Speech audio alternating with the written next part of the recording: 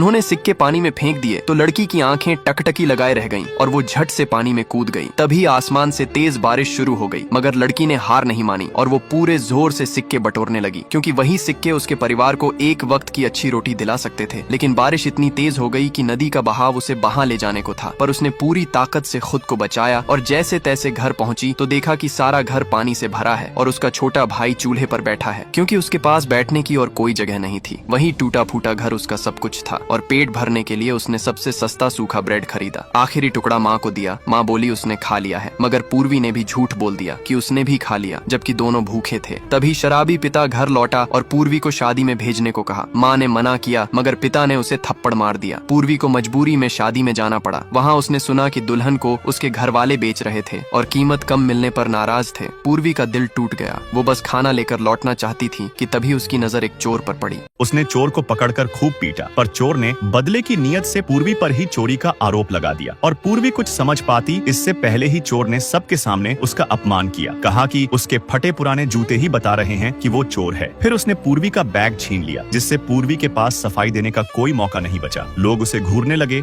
और पूर्वी खुद को बेगुनाह साबित नहीं कर सकी। तभी एक बुजुर्ग आदमी ने आगे आकर पूर्वी की सच्चाई सबके सामने रख दी और उसकी इज्जत बचाई। लेकिन जैसे ही पूर्वी घर पहुंची, उसने देखा कि उसका शराबी पिता उसकी गर्भवती बहन को मार रहा था और जान से मारने की धमकी दे रहा था। पूर्वी ने रोते हुए उसे रोका और वादा किया कि वह बहन की शादी जरूर करवाएगी। शादी तय भी हो गई, लेकिन अगले दिन पूर्वी ने देखा कि लड़का शहर छोड़कर भाग रहा था। पूर्वी घर लौटी तो माँ रो रही थी, क्योंकि लड़के के परिवार ने भारी दहेज मांगा था और अब पूर्वी के पास कुछ नहीं बचा था। पिता बहन को ताने मारने लगा और जब प्रियांशी ये सब सह न सकी तो उसने अपने हाथ की नस कट ली। पूर्वी उसे लेकर अस्पताल दौड़ी, पर पैसे के बिना इलाज नहीं हुआ और उसी समय पिता भी गायब हो गया था। बहन की जान बचाने के लिए उसने अपने कंधों पर जुए का बोझ उठाया और बैल की तरह खेत जोतने लगी। चाहे उसके कंधे लहूलुहान हो गए, फिर भी वो नहीं रुकी, क्योंकि उसे बड़ी रकम की जरूरत थी ताकि अपनी बीमार बहन का इलाज करा सके। इलाज समय पर हुआ और बहन की जान बच गई, लेकिन बच्चा नहीं बच सका। ये सब उसके पिता की चाल थी, जिसने 1 लाख रुपए में पूर्वी को बेचने का सौदा किया था। पूर्वी को मजबूर करने के लिए उसने बहन के मंगेतर को फंसा लिया और उसे गर्भपात के लिए मजबूर किया, ताकि पूर्वी आसानी से शादी के लिए तैयार हो जाए। इज्जत बचाने के बहाने जल्दी शादी की तैयारी की गई। पूर्वी को उस घर में भेजा गया जहाँ वो नहीं जाना चाहती थी और शादी की बारात गांव के मुखिया की माँ के साथ पहुंची। माँ को शक हुआ कि उसके पति ने पूर्वी को चुपचाप बेच दिया, पर शराबी बाप ने बात घुमा दी। पूर्वी डरी सहमी सास के पास रहने लगी। उसे बहू की पहचान का कड़ा पहनाया गया, लेकिन वह उदास रही, क्योंकि न उसे पता था कि वो किससे शादी कर रही है और न ये समझ पा रही थी कि अमीर लोग उस पर क्यों ध्यान देंगे। बचपन का दोस्त वजह जानना चाहता था, पर बाप ने उसे रोक दिया और कहा, अगर सच में उससे प्यार है तो उसे भूल जा, ताकि कोई अमीर आदमी उसे खुश रख सके। पूर्वी और उसके पति की शादी से पहले की रस्में बड़ी धूमधाम से चल रही थीं, लेकिन उसे ये नहीं पता था कि छोटू उसे बचाने के लिए अकेला ही वहाँ घुस आया है और उसे गुंडों ने बुरी तरह पीटा। मगर उसने प्रियांशी को देख लिया और जल्दी जाकर पूर्वी को बचाने को कहा, क्योंकि अगर देर हुई तो पूर्वी बेच दी जाएगी। प्रियांशी तुरंत लौटी, लेकिन आखिरी पल में सोच बदली कि अगर दीदी अमीर घर जाएगी तो उसका भी फायदा होगा, इसलिए उसने मुंह खोलने के बजाय बहन को बेच दिया। पूर्वी की मांग में सिंदूर भरा जा रहा था और जैसे ही उसकी नजर अपने दूल्हे पर पड़ी, वह सन्न रह गई, क्योंकि सामने खड़ा था 40 वर्षीय गांव का सरपंच वीरेंद्र प्रताप सिंह। वह सोचने लगी कि एक गरीब लड़की कैसे ऐसे घर में जा सकती है, और तब उसे समझ आया कि उसके पिता ने ही उसे बेच दिया है, जबकि वही कसम खाता था कि बेटी को कभी नहीं बेचेगा। पूर्वी आंसू बहाते हुए उस लग्जरी गाड़ी में बैठ गई, जहां सरपंच का चेहरा बिल्कुल भावहीन था, जैसे वह किसी इंसान से नहीं किसी सामान से शादी कर रहा हो। शादी की रात उसने पूर्वी से कोई बात तक नहीं की, बल्कि सोफे पर बैठकर कोई रहस्यमय किताब पढ़ता रहा। और जब पूर्वी अगली सुबह उठी तो उसने पाया कि उसके हाथ पैर बंधे हुए थे।